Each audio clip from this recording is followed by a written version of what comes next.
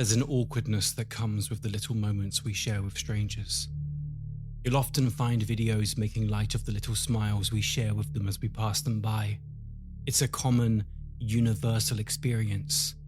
However, when the sun sets and you find yourself walking in the darkness of the night, that approaching stranger quickly becomes a far more unnerving experience.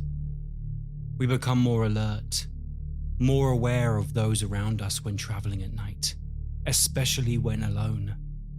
They're the same people we see in the day, but now, that extra layer of anonymity has edged each encounter a little closer to potential danger. As men, we often take our safety for granted, rarely thinking too much about the dangers of someone passing us by, especially when the other person is a woman.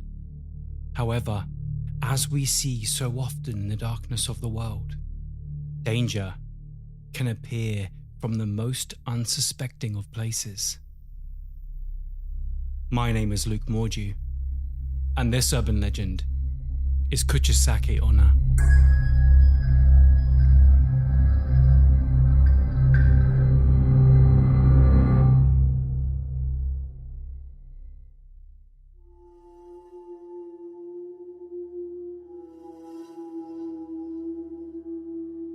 Human beings hold many biases.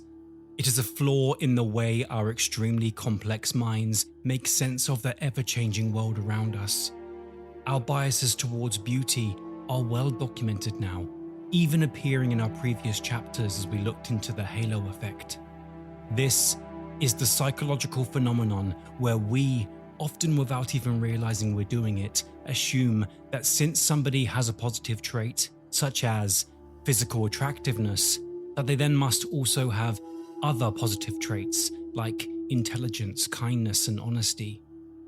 This is so deeply wired into us that studies have consistently shown that people will almost always rate attractive people as more trustworthy, capable, and morally good, without any evidence to back up these statements. Research even shows that attractive people are more likely to be hired for jobs, be given lighter prison sentences, and are generally treated with more kindness in day-to-day life.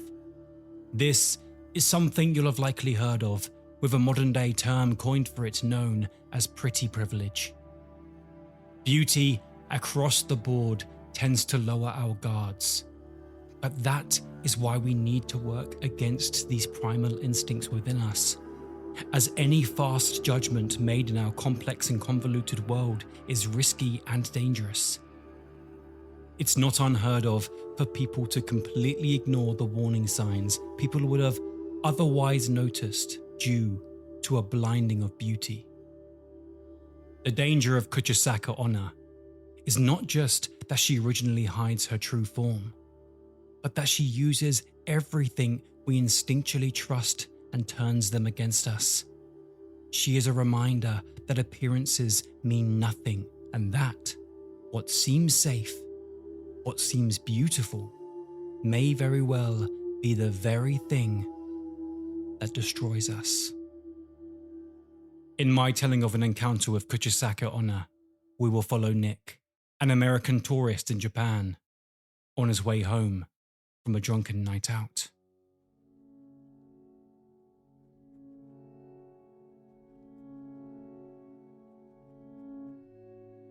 It had been a long but eventful night for Nick.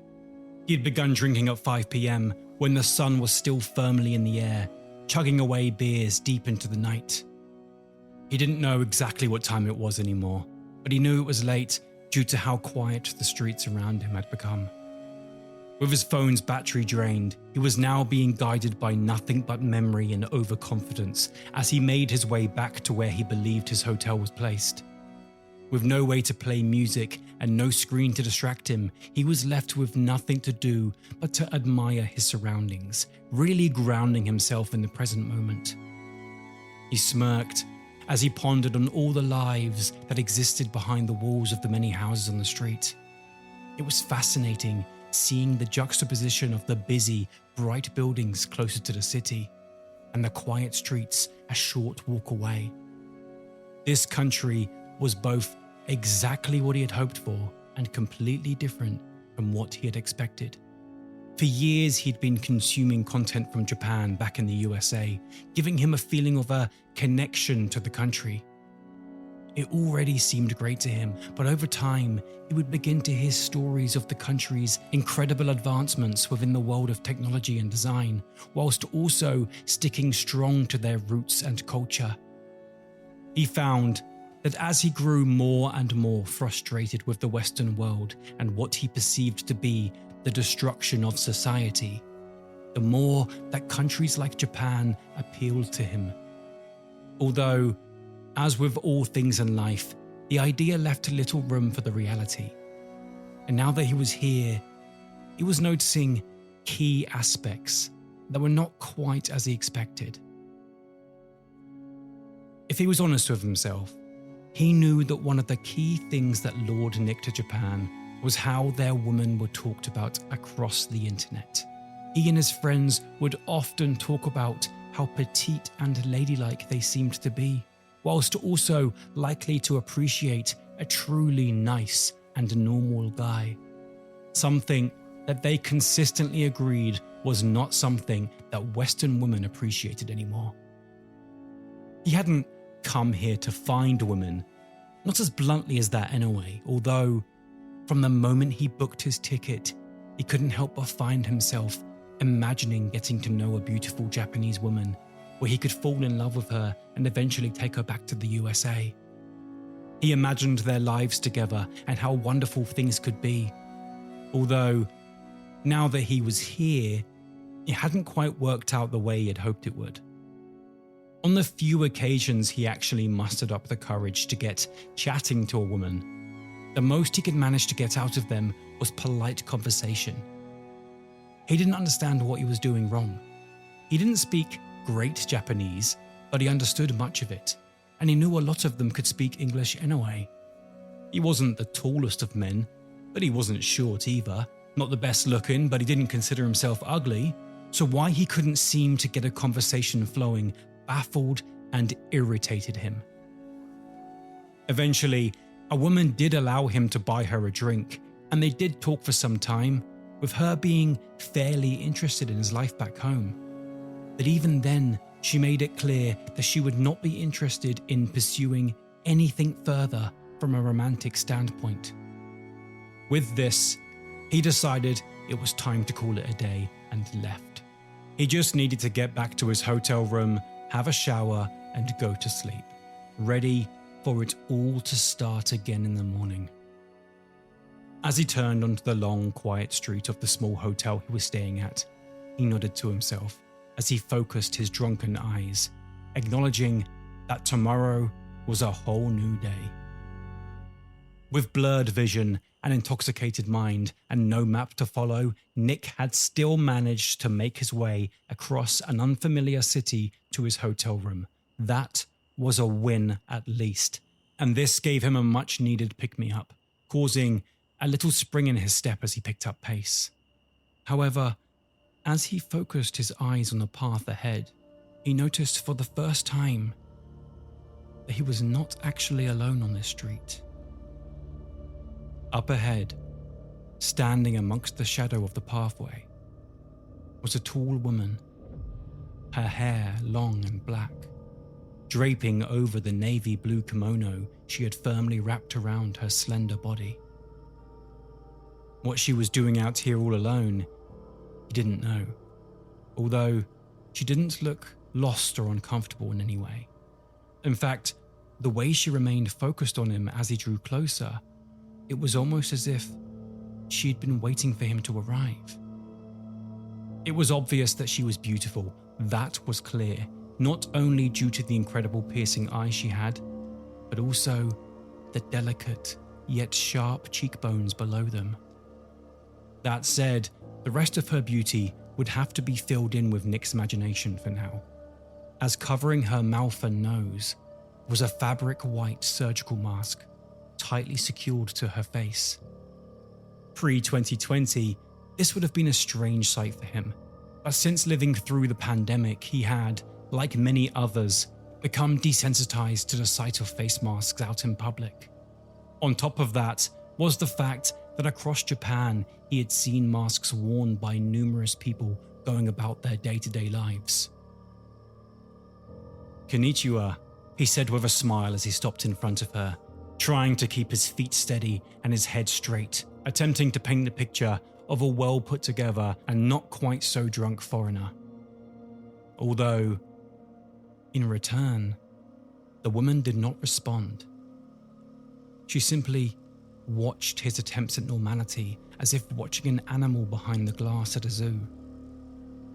Rather than giving up, Nick instead bowed his head, repeating his greeting once again. But again she didn't move, her piercing eyes simply staring back at him over the fabric of her mask. Nick hesitated, studying her back as he tried to figure out what was going through her mind. She wasn't frightened or nervous, that much was clear, although she also didn't look happy to have him nearby, or irritated by his presence. Instead, she watched him as if he meant nothing at all. "You okay?" he asked in English, unsure on how to say it in her native tongue, hoping that perhaps she would be enticed by the fact that he was an exotic foreigner, although the slight break in his voice gave away the awkwardness he was now feeling. This put him on the back foot even further, and he was already tired of being consistently rejected, and so, with a sigh, he bowed again, this time somewhat sarcastically, before passing her. He rubbed his eyes, trying to keep the growing frustration at bay. Her rudeness and the dismissive way in which she looked at him had irritated him further, growing tired of being treated like he was a nobody wherever he went. Why had she been acting so strange, he thought to himself, as he peeked over his shoulder to see what she was doing. Although, she was now no longer there.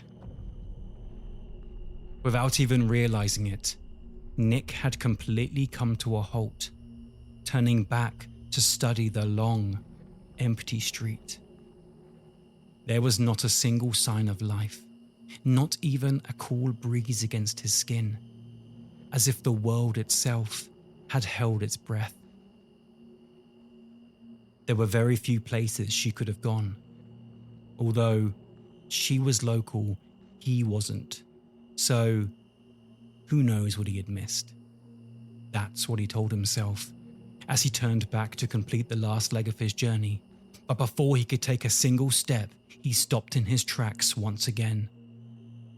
Up ahead, just as she had been before, the masked woman stood amongst the shadow of the pathway, waiting for him to draw closer. He contemplated for a moment, not quite sure on what was happening. How had she have got there without him seeing her? He cautiously stepped forward, edging closer once again as he questioned just how drunk he was. Perhaps he had gotten confused in the state he was in. He slowed his steps as he got closer, noticing her piercing eyes were still watching him, almost glowing amongst the dim light of the streetlights above. Although, as he approached this time, she finally spoke. "Watashi kire?"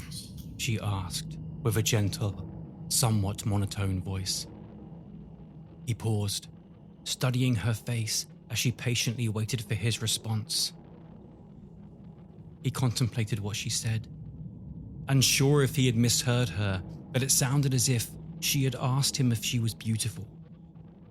"Aye," he replied with a soft smile, nodding his head yes along with it. At this, the woman tilted her head, as if waiting for something in his face to give away the truth. Nick, now growing unnerved by her strange behavior, took a step back, studying her up and down as he assessed the situation, and what he saw only frightened him further. In her right hand, the woman's long, pale fingers gripped the base of large, rusted, metallic scissors, held firmly like a blade. Nick stepped back again as she slowly raised her free hand to her face and unhooked the surgical mask from it. "Kore demo?" she asked, which roughly translated to, "Even like this?"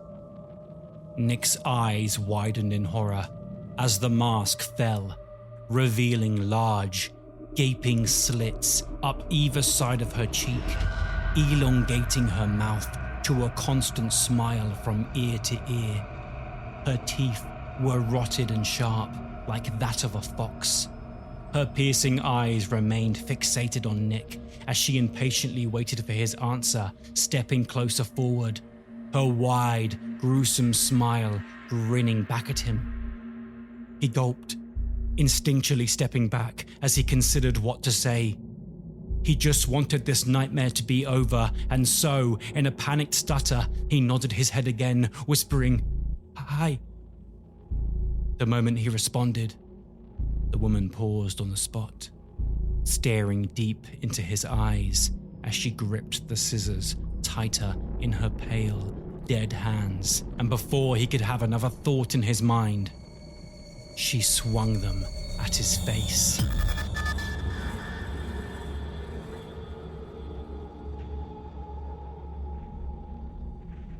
It was 3 days before Nick was found by one of the locals. They had passed what looked to be a discarded pile of clothes down a thin alleyway on their way to work. It was only when they looked closer that they realized it was a human body.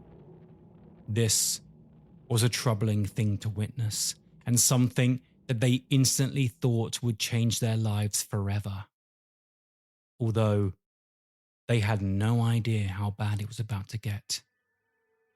When the police arrived and began to inspect the scene, they found no evidence of anyone else being around him, and yet it was clear that this was an act of murder, as when they spun the cadaver over to identify who it may have been, they were horrified to see that his face had been sliced open, forcing a bloodied smile to forever be on his face.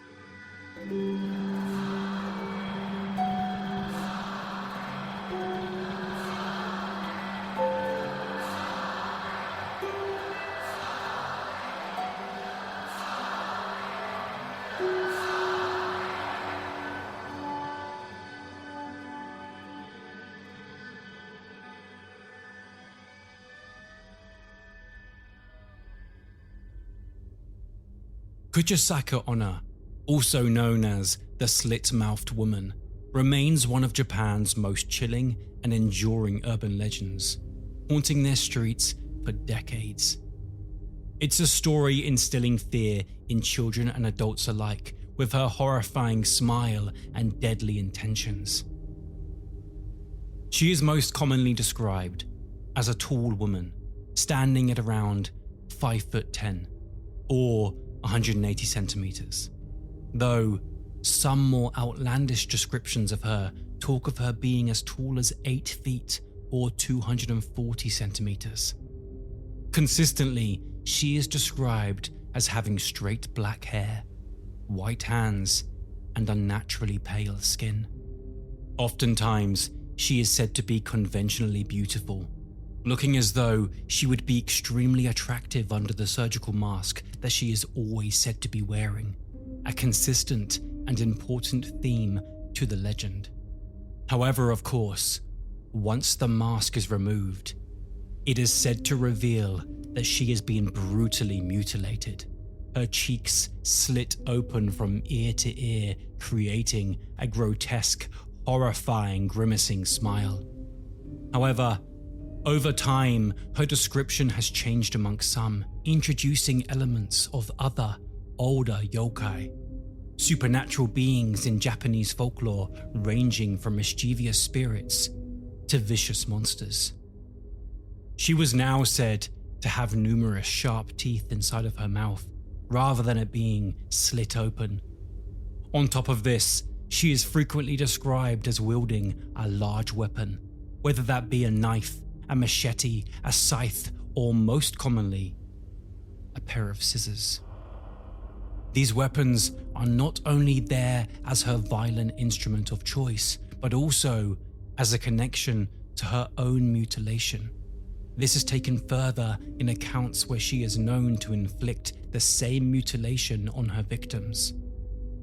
How she got to be this way, as is usually the case with urban legends and folklore, varies from person to person, but her most prevalent origin story casts her as a beautiful wife or concubine to a samurai during Japan's Edo period.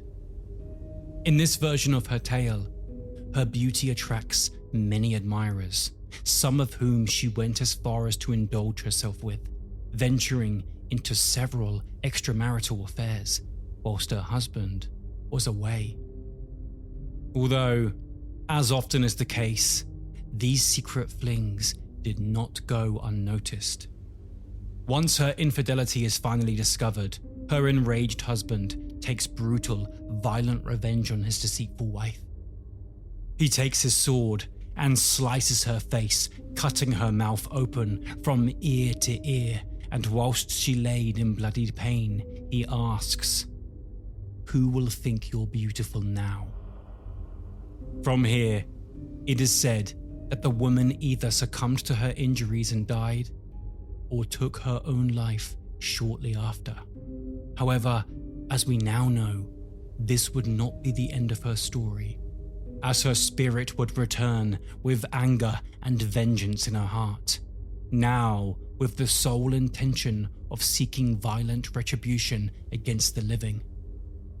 Other iterations of her story provide us with a different explanation as to why she looks the way she does. One which is also prominent has a much more modern set of events, with the woman now being mutilated during a botched medical or dental procedure, shifting the narrative away from punishment for moral transgressions and towards accidental tragedy. A third iteration tells of a second woman, one who had grown so jealous of Kuchisake-Onna's beauty that she attacked her in a fit of anger. This changes the purpose once again, now making it more of a cautionary tale of what unkempt jealousy can do to us. Beyond this are numerous variants, although they become more obscure as they go. The consistent theme, however, is the fact that this woman was once a great beauty before her horrible disfigurement. This adds an extra layer of tragedy, as not only was her life taken away, but so was her beauty, a powerful commodity in all society. Although it also serves as a warning of the weight we put on the beauty itself, a cautionary tale of the importance to remain vigilant of those around you, no matter how prominent that beauty may be. This is an element that we remain seduced by, with the beautiful monster motif remaining consistent across several romantic stories in all artistic formats. There's an excitement that comes with a balance between attractiveness and danger. It's not just in the many variation of Kuchisake-Onna's origins where the several interpretations are though, with her course of action also varying in numerous retellings. A consistent factor is that the unfortunate encounters with her are always under the guise of night, on dark, quiet streets. Her victims are often said to be the loneliest of people, especially men, who would perhaps be easier to entice closer. First, the woman would ask the seemingly innocent, if not strange question, "Am I beautiful?" What the unsuspecting traveler doesn't know is that this question is a trap, and the next word that comes out of their mouth will either save them or damn them. If they were to, for example, be as bold as to answer no, then Kuchisake-Onna would instantly pounce on them, violently killing them with whatever weapon the storyteller suggests she holds. However, more commonly, due to how beautiful she is objectively said to be, the answer from these lonely men is yes. At this, Kuchisake-Onna will then remove the surgical mask from her face, revealing the grotesque and graphic image of her Chelsea smile, both confusing and horrifying the victim. It is the stark contrast between the allure of beauty and the mortifying sudden reality that truly adds to the psychological horror which is key to the legend's impact as it pulls the rug from under your feet. And it's once that she reveals her mutilated appearance that she now asks a follow-up question. A variation of, "Even like this," or "How about now?" This second question is where things get tricky for her potential victim, as if you were to now answer no, she is said to pounce here instead, ultimately leading to a brutal death. Although, you have to be careful, as some say that the words out of your mouth aren't all that matters. As if you react with a scream or obvious disgust and horror, that is a clear enough no for her to take your life, where she will oftentimes slit your mouth open, ear to ear, to spite the face that shied away from hers, forcing them to share in her suffering and disfigurement. Now, if you were to answer yes to her question, she is said to let you live, with some iterations suggesting that by telling her that she was still beautiful, you would have saved yourself. However, to complicate things further, there are many out there who claim that this would be a false sense of security. In these iterations, answering yes will result in her letting you continue your journey home, feeling shaken up and confused by the events. But as you went to bed that night, you would be awoken to find that she had returned, following you home and killing you where you slept. With that in mind, it does suggest that any answer is fruitless, and that once you have been unfortunate enough to cross paths of Kuchisake-Onna, you are well and truly doomed. However, there are said to be things you can put in place to survive, with these strategies becoming a key part of her legend, giving the listener of the story some form of agency and control over the horrors, if they were ever to find themselves in front of her. One suggested way to survive her questions are to answer them in unexpected ways. For example, when she asks whether you think she's beautiful, do not answer yes or no. Instead, tell her that her looks are average or that she's fine.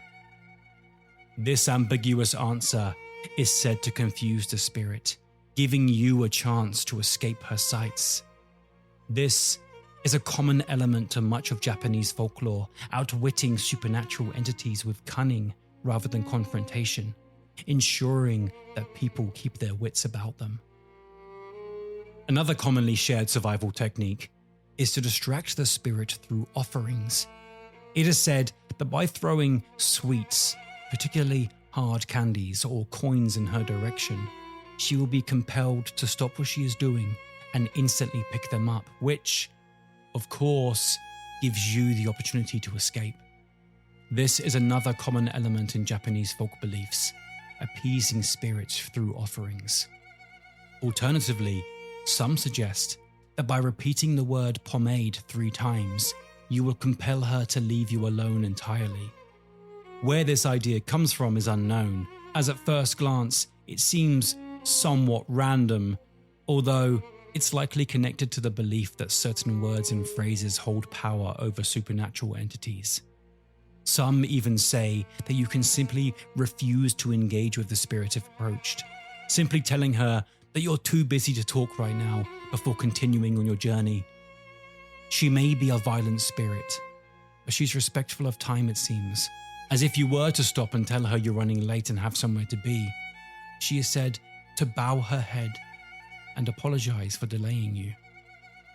This is one of the many factors that range significantly from storyteller to storyteller, although they all lean into the same premise. She is ultimately a polite, beautiful woman, although this is something that cannot be trusted as just behind the mask is a sinister intention. If you're still listening, I know you share my passion for folklore and urban legends. But to keep these stories coming, I need your help. For just £3 a month, you can ensure the show thrives, with shorter breaks between seasons and even more content created. As a Patreon subscriber, you'll unlock exclusive perks, including access to our bonus series, Modern Myths, giving you 8 additional episodes each season, featuring captivating tales such as the Hodag, the Dark Watchers, and many more. You'll also enjoy behind-the-scenes insights, discounts on merchandise, and access to our private community chat, where you can connect directly with me and other urban legend enthusiasts. And as an extra thank you, I randomly feature patrons in upcoming stories, so you could become part of the legends we discuss. Your support isn't just subscribing, it's joining a passionate community dedicated to keeping folklore alive. Your contribution directly fuels the research and production of this show. If you're ready to join, just click the Patreon link in our show notes to subscribe, and I'll see you there. But for now, back to the legend.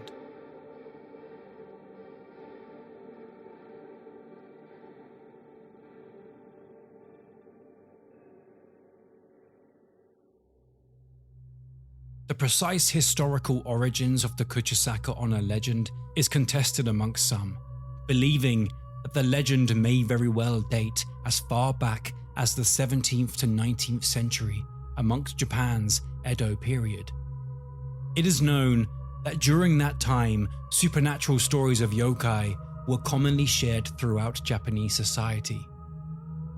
Like stories across cultures worldwide, these tales were shared as either explanations for natural, not yet understood events, or as reminders on our needed morality. Although there is a tale that is said to be from the 17th century that does bear notable similarities to our modern urban legend. It was in Okubo Haikunin-cho, now known as Shinjuku, Tokyo, that a young man named Gonzuke was walking in the rain with an umbrella. It was during this walk that he spotted a woman standing alone and getting wet. Feeling sorry for her, the young man invited her to share his umbrella. However, when she turned to face him, he was horrified to see that her mouth had been torn open from ear to ear. In his panic, Gonzuke reached for his sword at his waist, but before he could react, the woman's appearance had shifted once again as she twisted into something else, revealing an old, withered face with teeth like that of a rotting corpse. Struck by overwhelming fear, Gonzuke collapsed to the floor and lost consciousness. There's a similar story recorded in an Edo period book called Ekenseya Toki Rain, published in 1801. In this tale, a customer at the Yoshiwa Pleasure District playfully stopped a high-ranking courtesan as she walked down a corridor. But when she turned to look back at him, she revealed that her mouth had been ripped open from ear to ear. Once again, the terrifying man fainted on the spot and vowed to never return to that brothel again. There is no denying that there are notable similarities between this modern legend and those ancient stories, although it is worth noting that beyond the basic imagery, there are significant changes. And this is where the disagreements seem to occur, as some consider this legend to be a new invention, whilst others attribute it to Edo period Japan. It is widely accepted that the modern interpretation of the legend as we know it truly began in 1979, when it first appeared in print in the Gifu Prefecture newspaper, Gifu Nichi Nichi Shinbun, on January 26th. This was followed by a feature about it in Shakan Asahi a couple of months later on March 23rd, and another in Sukan Shinto on April the 5th, 1979. Although it was in the 1980s that Kuchisake-Onna would find herself promoted from a common scary story to an official onryo, holding a place in the lexicon of yokai, solidifying her place in Japanese culture for the indefinite future. It was historian and manga author Shigeru Mizuki who placed her in his yokai encyclopedia as an onryo, which significantly raised her status.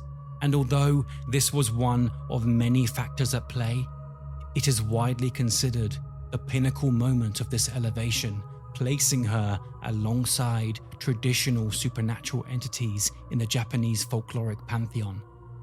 This is likely why there is confusion amongst some about the exact age of the legend, as she sits amongst the pages of far older yokai that span over centuries. When the legend first began to spread in the 1970s, the consistent printing of the story seemingly also coincided with apparent real-life encounters and sightings. And before long, the story of Kuchisake-Onna had evolved even further. No longer was it just a scary story in print. It was now a popular ghost story with consistent real-life sightings, until it evolved even further to become a genuine concern for a portion of the Japanese general public. In fact, this concern had grown to such a point that it began to alter social behaviors in many regions. Children were the main concern, with adults advising them to walk in groups when traveling and to avoid potential interactions with strangers. Some were even armed with items like sweets and candies they could potentially use to distract Kuchisake-Onna if they were to accidentally find themselves in front of her, following the tips and tricks said to be part of her story. There are even reports of parents and teachers forming escort groups to accompany children home from school, fearing that they may end up crossing paths with the vengeful spirit if they were to travel alone. In an attempt to calm the anxieties and reassure the public, local law enforcement even increased their presence, especially during after-school hours. There was little they'd be able to do, of course, but the symbolism of their presence helped in creating a safe environment for the more spiritually leaning members of society. And what's fascinating about this is how far the legend had spread and just how much it affected the general public through mostly word of mouth, without any help from the internet, which is now such a significant factor in how information travels across regions today. Although, of course, once the internet did eventually become available worldwide, her story began to spread far beyond the streets of Japan. Now, her presence can be felt in media, art, and even psychological study, exploring deeper social and psychological themes. It works on many levels, acting as a way to discuss various social anxieties and cultural themes that transcend culture. The tale is often interpreted as a tale of vanity and obsession with physical appearance, themes that have only gotten worse and more intricate since the story's retelling in the 1970s. Contemporary iterations focus on the psychological aspect of the tale, viewing her as a manifestation of societal pressure regarding female beauty standards. In this reading, her mutilation and subsequent rage represent the psychological damage inflicted by impossible beauty ideals and the potential consequences when they are internalized too deeply into our psyche. This makes the "Am I beautiful?" question not only haunting and dangerous, but tragic.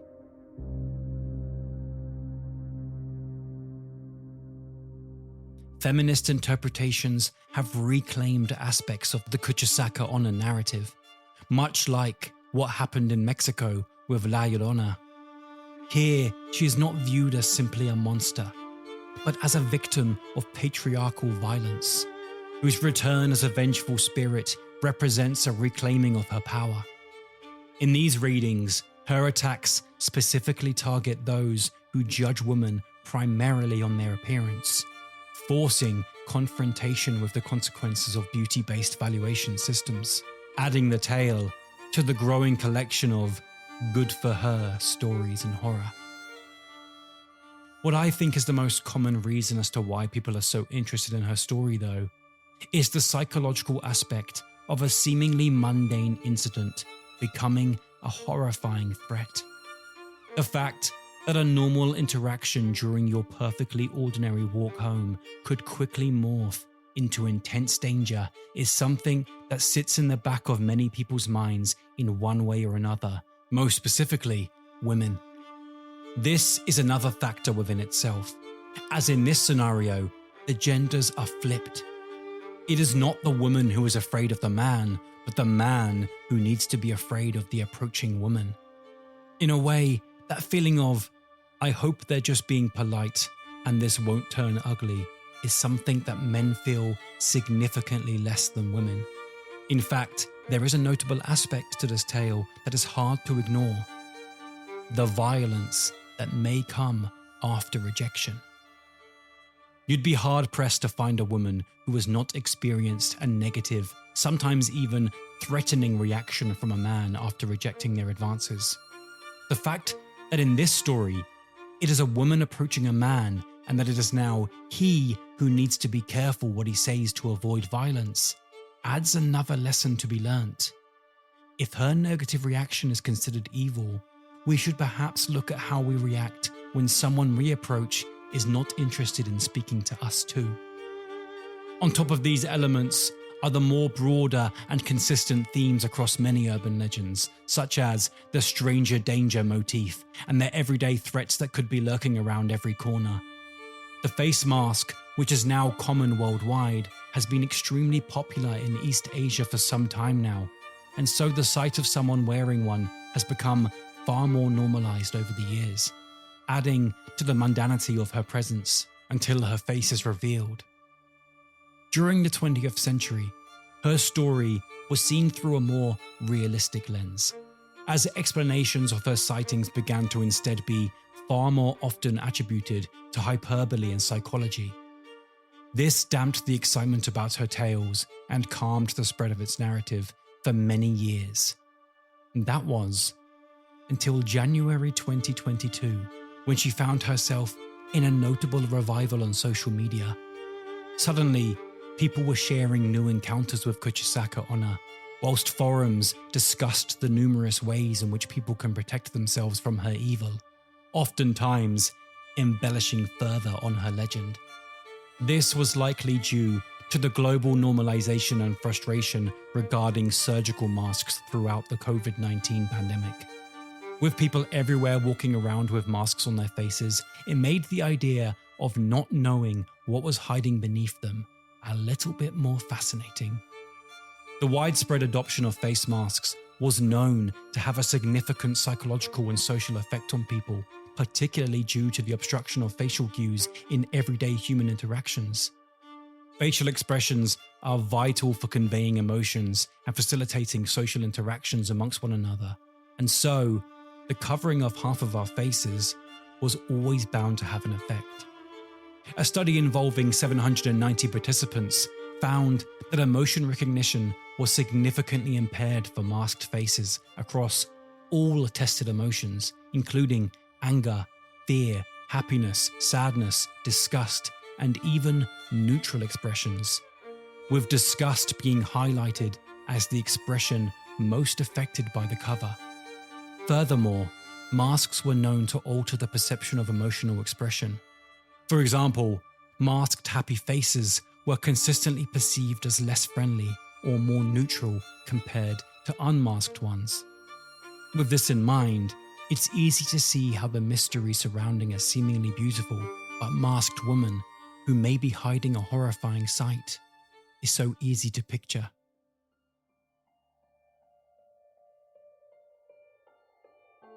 The persistent panic and belief in Kuchisake-Onna, despite the lack of any verified encounters, speaks to the powerful role urban legends play in expressing these collective anxieties. It is often in these anxious times that these legends find themselves rapidly growing. The 1970s legend coincided with significant social and economic changes in Japan, whilst the recent resurgences occurred in the midst of a global pandemic, one where everyone we saw bared resemblance to the entity. The legend itself is actually said to have spread beyond Japan at the time, long before the internet, also becoming popular in Korea. One Korean folktale tells the story of 3 masked women appearing at homes on snowy nights. They would ask similar questions, and if the person who answered the door was to pick one as the prettiest, it was the other 2 that would attack. In this iteration, their masks would also be taken away to reveal their mouths had been slit open. Now though, Kuchisake-Onna, also famously known as the Slit-Mouthed Woman, is shared around the world. She served as the main antagonist in the 2007 horror film Carved, The Slit-Mouthed Woman, before returning for its inevitable sequels. She now also pops up across the incredibly popular world of manga and anime, most notably the popular Gantz series, where she appears as a supernatural threat. She was also featured in Studio Ghibli's 1994 animation Pompoko and mentioned in the worldwide phenomena that was Ring in 1998. That's not to mention her appearances in graphic novels and several Japanese horror games, with her haunting visuals serving as a perfect image to unnerve readers, viewers, and players. Kuchisake-Onna's story continues to spread due to its ability to tap into our primal fears. The unsettling truth that beauty can be deceiving, that the things we may be drawn to, the faces we trust, can hide deep horrors. The legend serves as a reminder that appearances are fleeting, and that the allure of beauty can blind us to the darkness lurking just beneath the surface. With that in mind, the next time you find yourself captivated by a stranger's good looks, remind yourself that sometimes the worst monsters wear beautiful faces.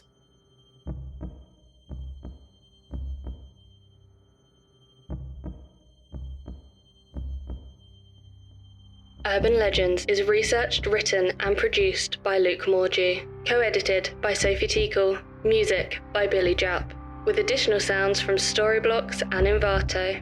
If you liked what you heard and want to hear more, please like and review our show on your chosen podcast provider. This simple task is a big part of our show's continuation and growth. To access more chapters through our bonus material, early releases, ad-free content and more, become a patron by clicking the link in our show notes.